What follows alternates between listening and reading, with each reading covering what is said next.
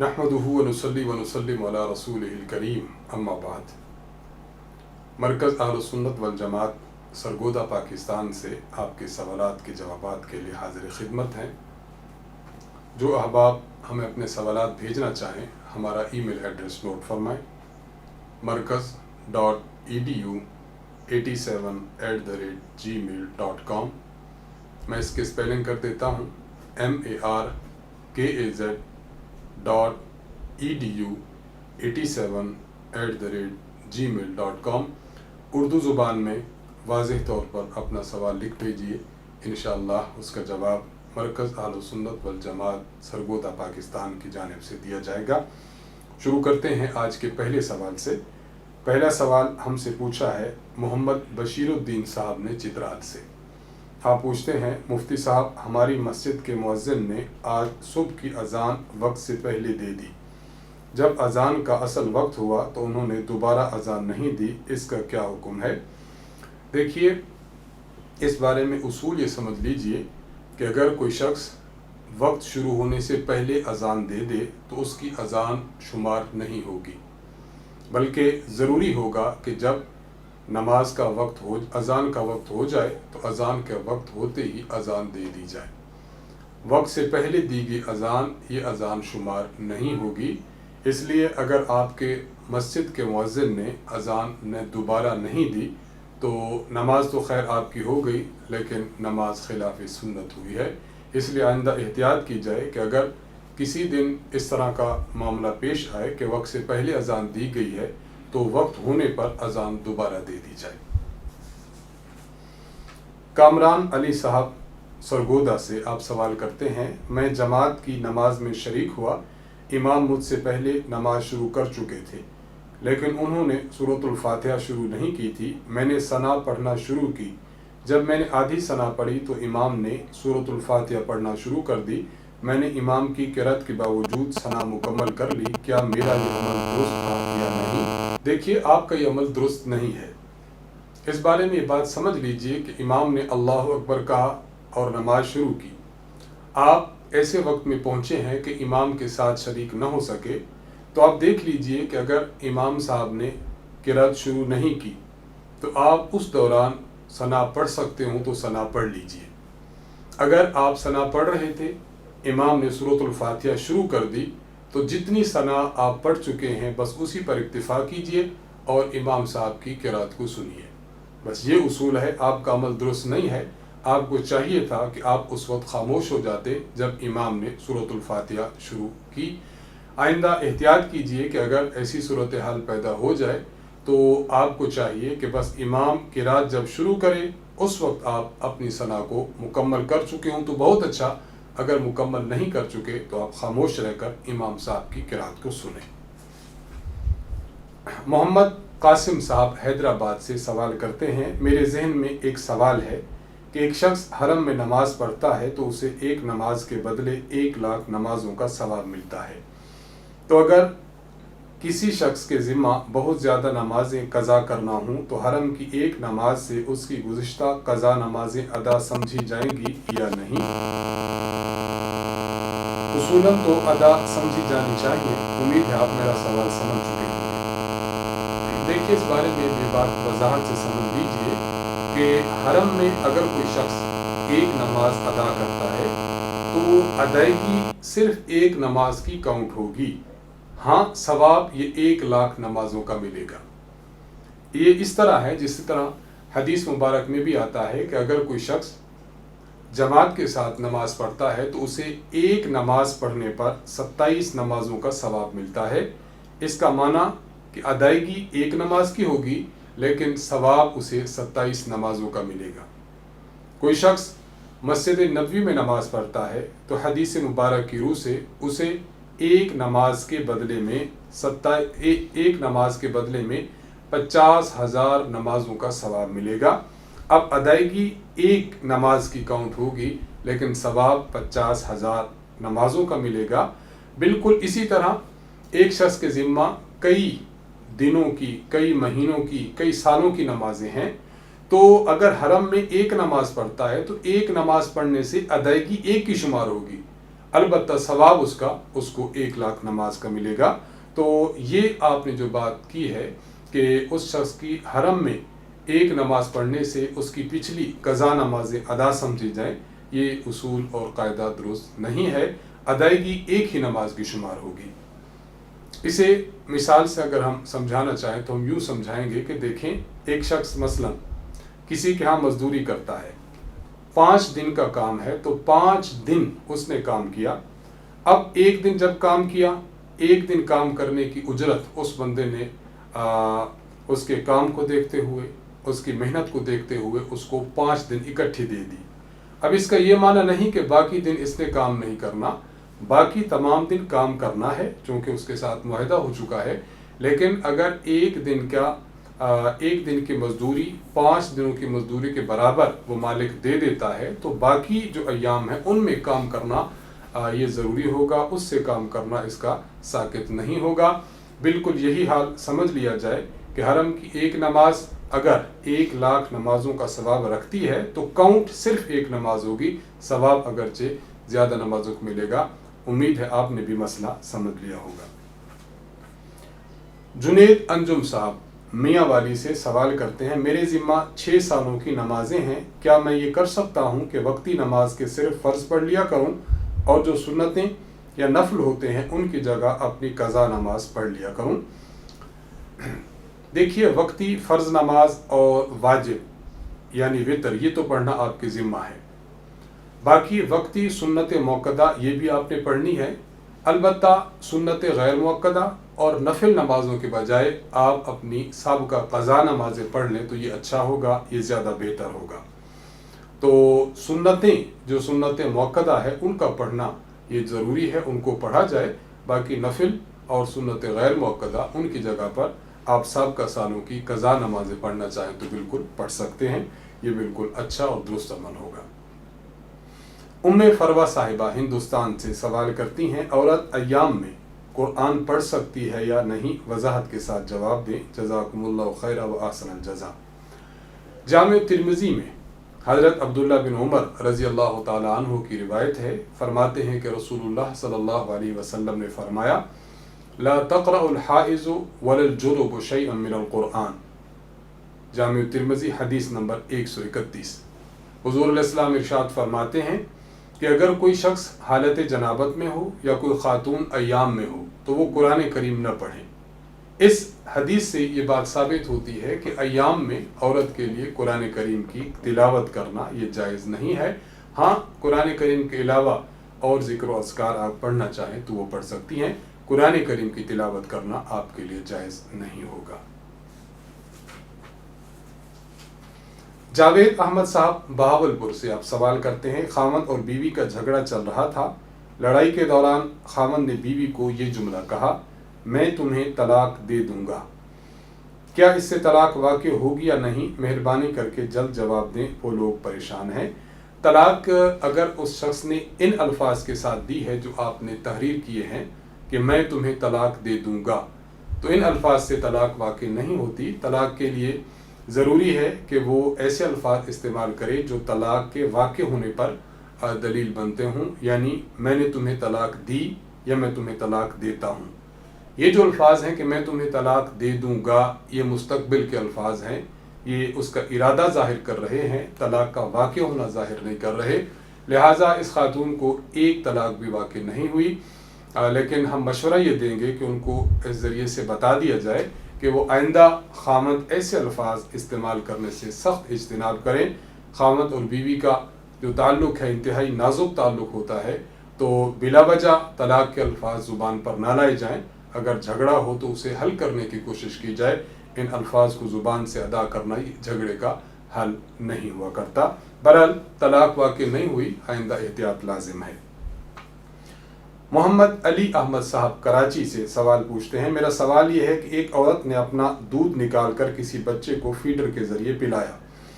बच्चे की उम्र 1 साल है, क्या इससे वो बच्चा इस औरत का रज़ाई बेटा बन जाएगा? जी हाँ, ये बच्चा इस खातून का रज़ाई बेटा बन जाएगा, इसलिए कि अगर औरत बराह रास्त उसको फीडिंग करती है या अपना दूध किसी बर्तन में फीडर में निकाल कर उस बच्चे को पिलाती है, तब भी वो बच्चा इस खातून का रज़ाई बेटा बन जाएगा। तो आपके सवाल का जवाब ये है कि वाकई ये बच्चा इस खातून का रज़ाई बेटा बन जाएगा। मोहम्मद हुज़ैफ़ा साहब लाहौर से सवाल करते हैं कि मैंने अपनी बहन का बच्चा गोद लिया है, इसका नाम इंदराज करवाना है, क्या मैं वालिद के खाना में अपना और वालदा के खाना में अपनी बीवी का नाम लिखवा सकता हूँ, क्योंकि वो बच्चा अब हमारे पास ही रहेगा? जवाब देकर ममनून फरमाएं। जो बच्चा अडॉप्ट किया जाता है, गोद लिया जाता है, लेपालक का बच्चा, इसकी जब आप इंदराज कराते हैं तो इंदराज कराते हुए वालिद के खाना में इसके हकीकी वालिद का नाम और वालदा के खाना में इसकी हकीकी वालदा का नाम लिखना ये लाजिम और ज़रूरी है। अगर किसी ने वालिद और वालदा के खाना में किसी और का नाम लिखना हो तो ये नाजायज़ और हराम फेल है। आप अगर लिखवाना ही चाहते हैं तो आप उनके हकीकी वालिद और हकीकी वालदा का नाम लिखवाएं। बाकी आपकी ये रही है बात कि वो बच्चा अब हमारे पास ही रहेगा, भले शौक़ से रहे, आपके पास रहने की वजह से ये आपका हकीकी बेटा नहीं बन जाता, बल्कि ये उन्हीं का बेटा शुमार होगा जो इनके वालिदैन हैं। कुरान करीम में और हदीस मुबारका में बच्चे को उसके वालिद के अलावा किसी और की तरफ मंसूब करने को इंतहाई गलत और हराम फेल कहा गया है। इससे सख्त इज्तिनाब लाजिम है। समीउल्लाह साहब कराची से सवाल पूछते हैं कि अजान के बाद मुअज्जिन या जो लोग अजान सुन रहे हों, क्या ये लोग अजान के बाद की दुआ हाथ उठाकर मांग सकते हैं? इसका सही तरीका क्या है, रहनुमाई फरमाएं। देखिए, अजान के बाद जो दुआ सही बुखारी में मनकूल है, अल्लाहुम्मा रब्ब हाज़िहि दावति ताम्मा, इस दुआ को पढ़ने के लिए हाथ उठाना ये मनकूल नहीं है। लिहाजा आपने अजान के बाद जो दुआ पढ़नी है, या जो शख्स अजान सुने और अजान के बाद ये दुआ पढ़ता है तो उसे चाहिए कि वो हाथ उठाए बगैर ये दुआ करे। उसके लिए मसनून तरीका यही है कि जब आप अजान सुने, अजान सुनने के बाद पहले दुरूद शरीफ पढ़ें, दुरूद शरीफ पढ़ने के बाद बगैर हाथ उठाए ये वाली दुआ पढ़ लें तो आपके लिए दुरुस्त हो जाएगा।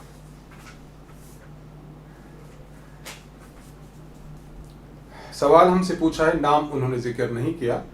मेरे वालिद साहब ने वफ़ात के वक्त ये वसीयत की थी कि मेरी जायदाद तुम 2 भाइयों की है, मेरी 2 बहनें अब हिस्सा लेने का तकाजा कर रही हैं, क्या वालिद साहब की इस वसीयत के बावजूद वो जायदाद में हिस्सा के मुस्तहिक हैं या नहीं? देखिए, 2 बातें ज़हन में रख लीजिए। पहली बात ये कि अगर कोई शख्स वफ़ात के वक्त ऐसी वसीयत करता है कि जिसमें वो अपने वरसा को महरूम करने की बात करता है, तो इस तरह उसके वरसा महरूम नहीं होंगे। उसका महरूम करने की नीयत से ऐसी बातें करना नाजायज़ और हराम है और उसको इसका गुनाह मिलेगा। दूसरी बात ये समझे कि अगर कोई इस तरह की वसीयत कर जाता है तो चूँकि आप बेटे हैं और बेटों को जायदाद में हिस्सा शरीयत ने मुकर्ररा तौर पर दिया है, और ये भी इरशाद फरमाया है कि वसीयत वारिस के लिए नहीं हुआ करती।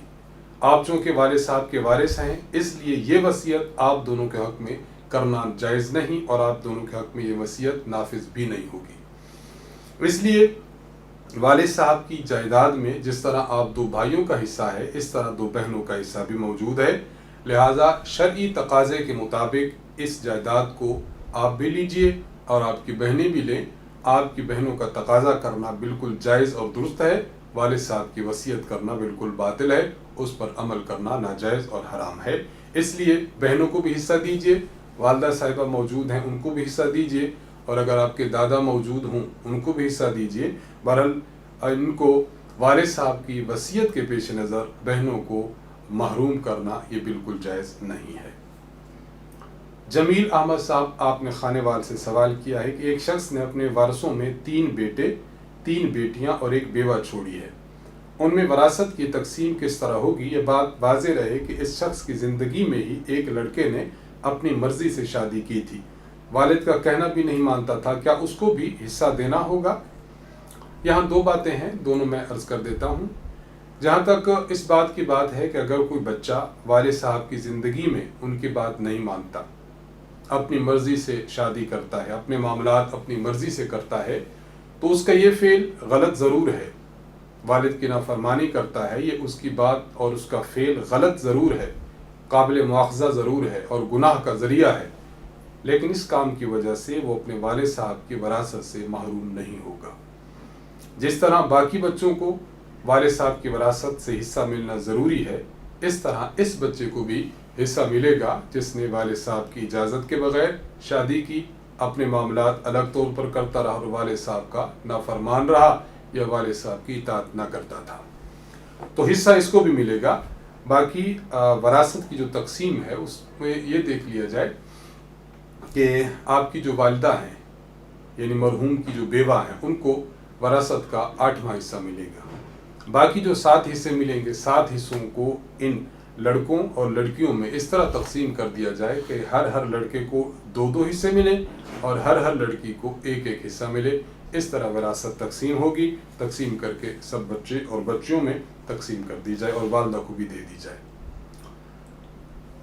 محمد سلیم صاحب آپ رحیم خان سے سوال کرتے ہیں، آپ کے 2 سوال ہیں۔ پہلا سوال یہ ہے کہ زید نے میرے پاس کچھ رقم بطور امانت رکھی ہے، اگر مجھے کبھی ضرورت ہو تو کیا میں اسے بطور قرض استعمال کر سکتا ہوں یا نہیں؟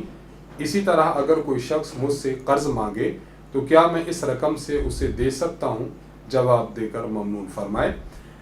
جب کوئی شخص آپ کے پاس امانت رکھتا ہے تو امانت کا تقاضا یہ ہے کہ آپ اس کی حفاظت کریں، اس میں تصرف کرنا یعنی خود خرچ کرنا، چاہے وہ قرض کے ارادے سے ہی آپ اٹھا لیں یا کسی اور کو قرض دینا، یہ بالکل ناجائز ہے، حرام ہے اور یہ امانت میں خیانت کرنے کے مترادف ہوگا۔ اس لیے آپ کے لیے نہ خود اس رقم کو استعمال کرنا جائز ہے اور نہ ہی کسی اور کو دینا جائز ہے۔ اگر آپ نے خود استعمال کی اور رقم ڈوب گئی، آپ نے کسی کو قرض پہ دے دی اور وہ واپس نہیں کر رہا، تو چونکہ آپ نے خیانت سے کام لیا ہے اس لیے اس رقم کو واپس کرنا ہی آپ کی ذمہ داری بنے گی۔ ہاں، ایک صورت یہ ہو سکتی ہے کہ جس شخص کی یہ رقم ہے اس مالک سے آپ پوچھ لیجئے کہ میں یہ رقم استعمال کرنا چاہتا ہوں، اگر آپ کی اجازت ہو تو کر لوں، یا فلاں شخص مجھ سے رقم مانگ رہا ہے، آپ کی اجازت ہو تو میں دے دوں۔ اگر اس کی طرف سے اجازت ہو جائے اور وہ دل سے راضی ہے کہ آپ استعمال کر لیں یا فلاں کو آپ دے دیں، تب آپ استعمال کر سکیں گے اور دوسرے شخص کو قرض دینا چاہیں تو دے سکیں گے۔ بغیر مالک کی اجازت کے اس میں تصرف کرنا آپ کے لیے جائز نہیں ہے۔ محمد سلیم صاحب سوال دوسرا کرتے ہیں، پوچھتے ہیں کہ اگر کسی شخص کی امانت میرے پاس ہو اور وہ چوری ہو جائے تو کیا میرے ذمہ اس کی ادائیگی بنتی ہے یا نہیں، یعنی شرعی حکم اس بارے میں کیا ہے؟ دیکھیے، جس شخص کی امانت آپ کے پاس موجود ہے، اگر آپ نے امانت کی حفاظت میں کوئی کوتاہی نہیں کی بلکہ آپ بدستور امانت کی حفاظت کرتے رہے، ناگہانی کہ وہ امانت چوری ہو گئی، ضائع ہو گئی، آپ کو اس میں کوئی قصور نہیں تھا، تو اب آپ امانت سے بری ہو جائیں گے۔ امانت کی ادائیگی یا امانت کا تاوان اب آپ کے ذمہ نہیں ہوگا۔ اگر آپ نے اس کی حفاظت میں کوتاہی برتی، آپ اس کی حفاظت عمدن ٹھیک نہ کر رہے تھے اور وہ امانت چوری ہو گئی، ضائع ہو گئی، تو اب آپ کے ذمہ تاوان ہے، اب آپ کے ذمہ اس امانت کی ادائیگی ہے۔ بس آپ اپنے عمل کو دیکھ لیجئے اور اس کے مطابق حکم کو دیکھ لیجئے۔ ام فاطمہ صاحبہ کراچی سے سوال کرتی ہیں، بچیوں کے لیے کان ناک چھدوا کر زیور پہننا کیسا ہے؟ دیکھیے، شریعت مطہرہ میں اس بات کی اجازت بلکہ استحباب دیا گیا ہے کہ خاتون اپنے خاوند کے لیے تیار ہو، اس کے لیے بنے سنورے سجے۔ بننے کے لیے، سجنے اور سنورنے کے لیے اور اپنے خاوند کے لیے زیب و زینت اختیار کرنے کے لیے زیورات کے استعمال کی اجازت بھی دی ہے۔ اور یہ بات بالکل ظاہر ہے کہ جب کوئی خاتون زیور پہنے گی تو ظاہری بات ہے اپنی ناک میں زیور ڈالنے کے لیے سوراخ کروانا، اپنے کان میں بالیاں ڈالنے کے لیے سوراخ کروانا، یہ پھر ضرورت ہے۔ تو اس ضرورت کے پیش نظر اس کے لیے اجازت ہے کہ وہ اپنے ناک چھدوائے یا اپنے کان چھدوائے اور ان میں زیورات استعمال کرے، اس کے لیے کوئی قباحت نہیں ہے، بالکل اس کے لیے جائز ہے۔ زیب النساء صاحبہ انڈیا سے سوال کرتی ہیں، نیل پالش لگانا کیسا ہے؟ نیل پالش لگی ہو تو وضو غسل کا کیا حکم ہے؟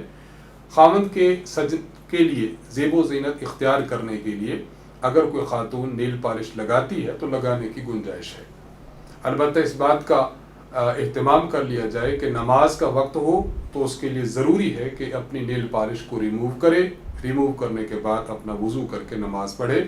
अगर कोई औरत वज़ू नेल पॉलिश के ऊपर करेगी तो उसका वज़ू नहीं होगा और ना ही उसकी नमाज होगी। इसलिए ये देख लिया जाए कि जिन औकात में वो खातून नेल पॉलिश लगाती है वो औकात नमाज के ना हों। अगर उन औकात में नमाज का वक्त आ जाए तो बहरहाल इसको रिमूव करके फिर वज़ू करना ज़रूरी होगा, इसके बगैर वज़ू नहीं होगा। ज़हीर अहमद साहब सिंध से आप सवाल करते हैं फिक्स दांत लगवाना कैसा है। देखिए, फिक्स दांत लगवाना जायज़ है, इसमें कोई कबाहत नहीं है। और दूसरा सवाल कि फिक्स दांत लगवाने की सूरत में गुस्ल और वज़ू का क्या हुक्म होगा। गुस्ल भी हो जाएगा और आपका वज़ू भी दुरुस्त मसनून हो जाएगा, इसमें अपने दांत को उखाड़ने की कोई ज़रूरत नहीं होगी। फ़ाइज़ अली साहब आप मुत्तहिदा अरब इमारात से सवाल करते हैं, हमारे रिश्तेदारों के यहाँ मुर्दा बच्चा पैदा हुआ है, उसकी उम्र 5 माह थी, आज़ा उसके बने हुए थे, उसके गुस्ल, कफन और जनाजा का क्या हुक्म है। जवाब देकर ममनून हूँ। जज़ाकल्लाहु खैर व अहसनल जज़ा।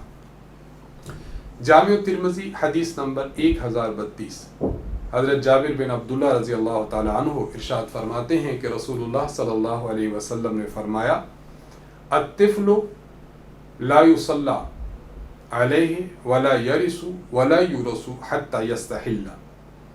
हुज़ूर इस्लाम फरमाते हैं कि बच्चा जब तक उसमें ज़िंदगी की अलामत न पाई जाए, हदीस में अल्फाज हैं हत्ता यस्तहिल्ला, इस्तिहलाल कहते हैं आवाज़ निकालने को, मुराद इससे ज़िंदगी की अलामत है, क्योंकि बच्चा जब पैदा होता है वो चीखता है, चिल्लाता है, रोता है, उसमें ज़िंदगी की अलामत पाई जाती है।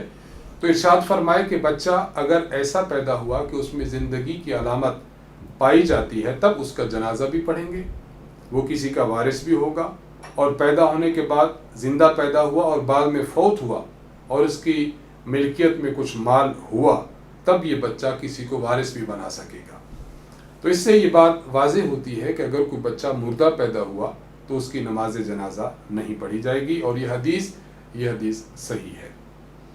इस हदीस मुबारक की रोशनी में उलमाए किराम का फरमाना ये है कि जब बच्चा मुर्दा पैदा हो और उसके आज़ा बने हुए हों, एक है आज़ा बने हुए न हों तो वो लोथड़ा है, आम गोश्त की तरह है, और एक है कि उसके आज़ा बने हुए हों और मुर्दा पैदा हुआ।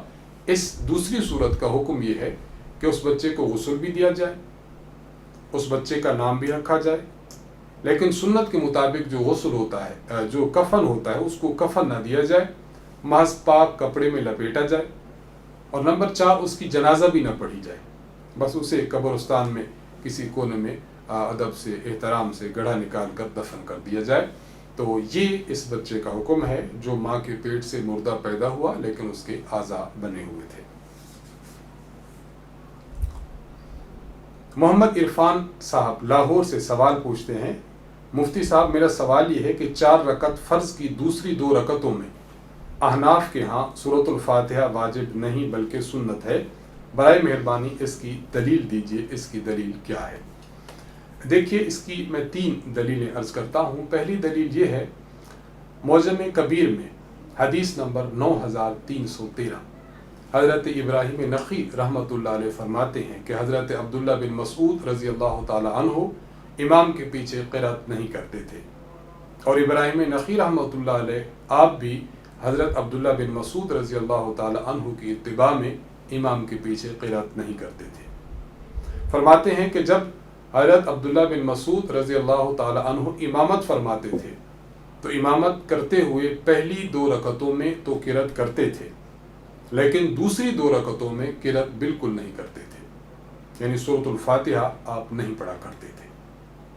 ये दलील सही है, हदीस सही है। दलील नंबर 2, मुसन्नफ़ अब्दुर रज़्ज़ाक़ हदीस नंबर 2656 उबैदुल्लाह बिन राफ़े रहमतुल्लाह अलैह फरमाते हैं कि हज़रत अली रज़ी अल्लाह ताला अन्हु जब आप ज़ोहर की इमामत फरमाते थे तो पहली 2 रकतों में सूरतुल फातिहा भी पढ़ते और सूरतुल फातिहा के बाद वाली सूरत भी पढ़ते, लेकिन आप जब दूसरी 2 रकतें पढ़ते तो उसमें कुछ नहीं पढ़ते थे। ये हदीस भी सही है। दलील नंबर 3, मुसन्नफ़ इब्न अबी शैबा हदीस नंबर 3763 अबू इसहाक़ रहमतुल्लाह अलैह फरमाते हैं कि کہ حضرت عبداللہ بن مسعود رضی اللہ عنہ اور حضرت علی رضی اللہ عنہ یہ دونوں حضرات فرماتے ہیں، اور یہ جو آپ کو فرمان ہے دونوں کا، یہ فرض نماز کے متعلق ہے۔ آپ دونوں فرماتے تھے کہ جب انسان نماز پڑھے تو پہلی 2 رکعتوں میں تو قرأت کرے، لیکن دوسری 2 رکعتوں میں آپ اختیار دیتے تھے چاہے تو وہ تسبیح پڑھ لیں۔ یہ 3 روایات ہیں جو میں نے آپ کی خدمت میں پیش کی ہیں، اور یہ جید صحابہ کرام رضی اللہ عنہم ہیں۔ صحابہ کرام رضی اللہ عنہم نماز کے متعلق یہ جو حکم ہے یہ اپنی جانب سے نہیں فرما سکتے، لازمی اور ضروری بات ہے کہ انہوں نے یہ حکم حضور علیہ الصلوۃ والسلام سے سنا، تب انہوں نے یہ حکم امت کو دیا ہے۔ حضور علیہ الصلوۃ والسلام سے سنا تب امت کو دیا، علماء کی اصطلاح میں اس حدیث کو حکمی مرفوع کہتے ہیں، یعنی یہ حدیث حکماً مرفوع ہے۔ کیا معنی؟ گویا یہ حکم وہ ہے جو حضور علیہ السلام ہی نے فرمایا ہے، اگرچہ اس کے الفاظ صحابہ کرام کے ہیں، لیکن حکم کے اعتبار سے یہ حضور علیہ الصلوۃ والسلام کا فرمان ہے۔ ان تینوں روایات سے ثابت ہوتا ہے کہ فرض نماز کی دوسری 2 رکعتوں میں سورۃ الفاتحہ پڑھنا واجب نہیں ہے۔ اگر کوئی پڑھ لے تو بہت اچھا ہے، مسنون ہے، سنت ہے، اور اگر کوئی نہیں پڑھتا، خاموش رہتا ہے یا تسبیح کرتا ہے، تب بھی اس کی نماز ہو جاتی ہے، اس کی نماز میں کوئی نقص نہیں آتا۔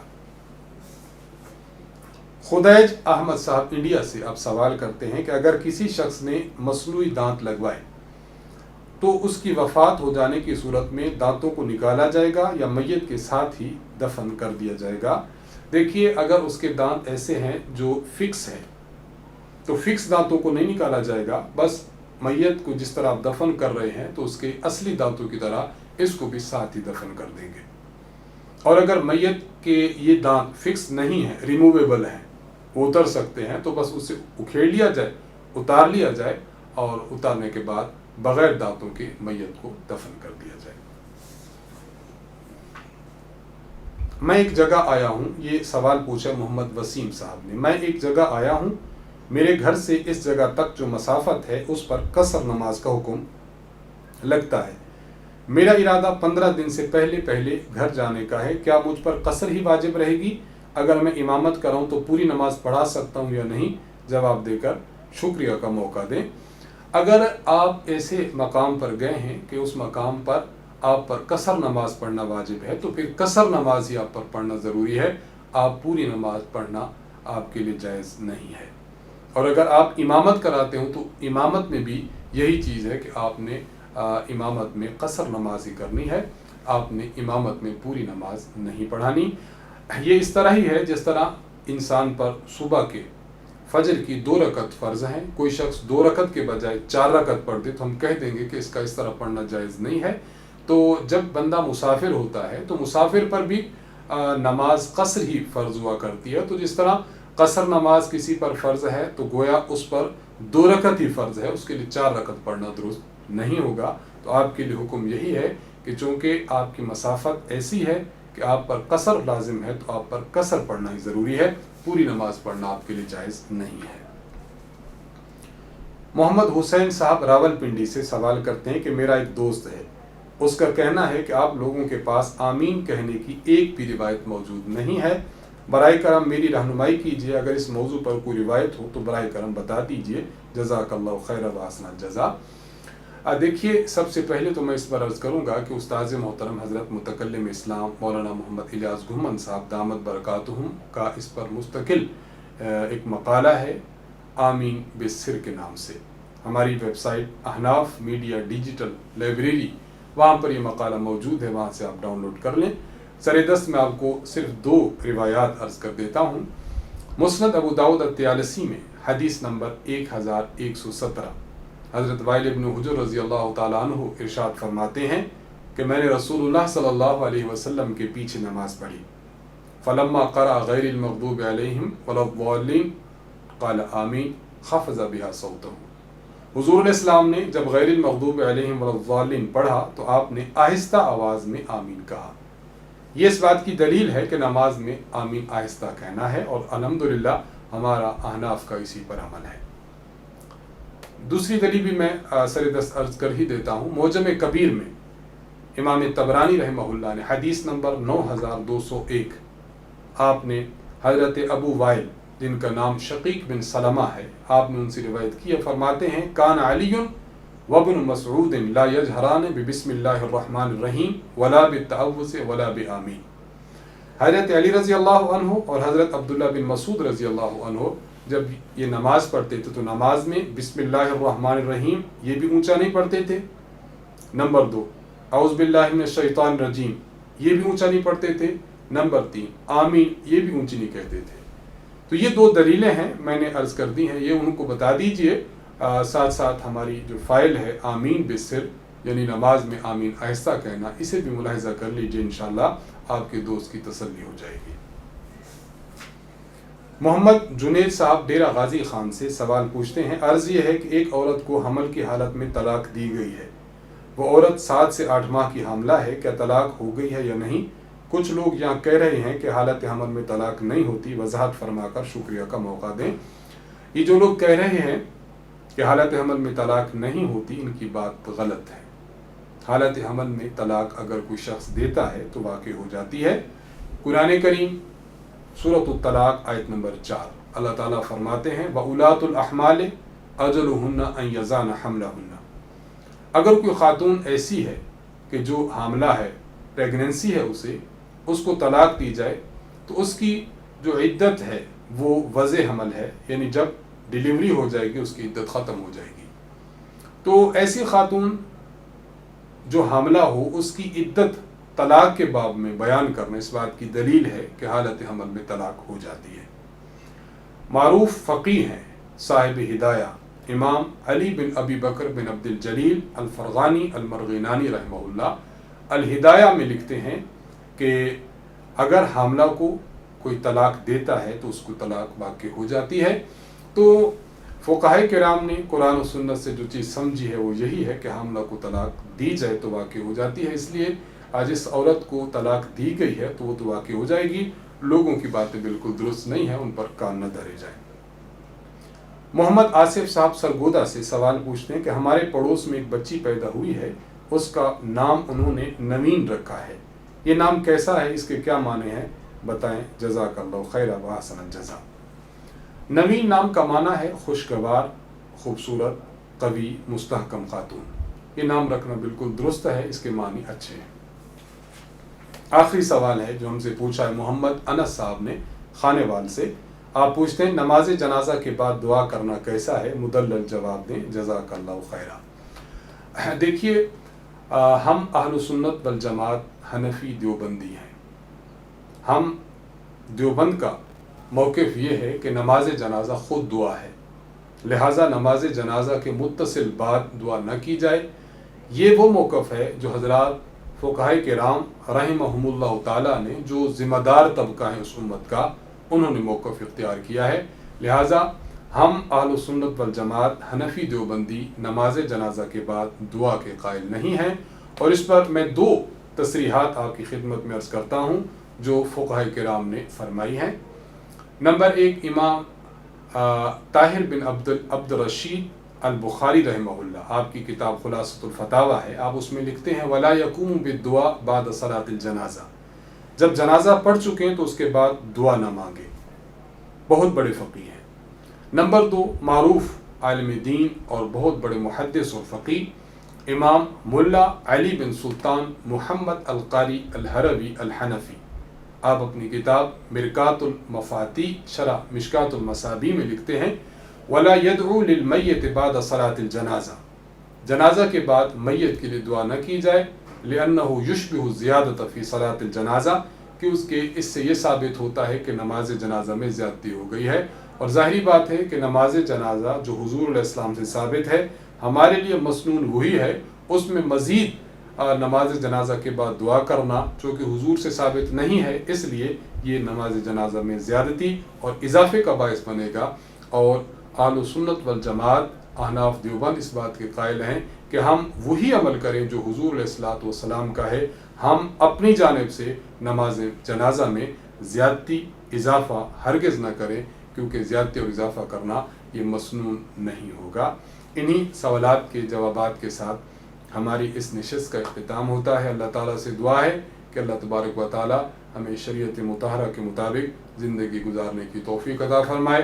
مرکز اہل سنت والجماعت سرگودا پاکستان کو استاذ محترم حضرت متکلم اسلام مولانا محمد الیاس گھمن صاحب دامت برکاتہم کو اور ہمارے احناف میڈیا سروسز کی ٹیم کو اپنی خصوصی دعاؤں میں یاد رکھیے۔ وآخر دعوانا ان الحمد للہ رب العالمین۔ السلام علیکم ورحمۃ اللہ وبرکاتہ۔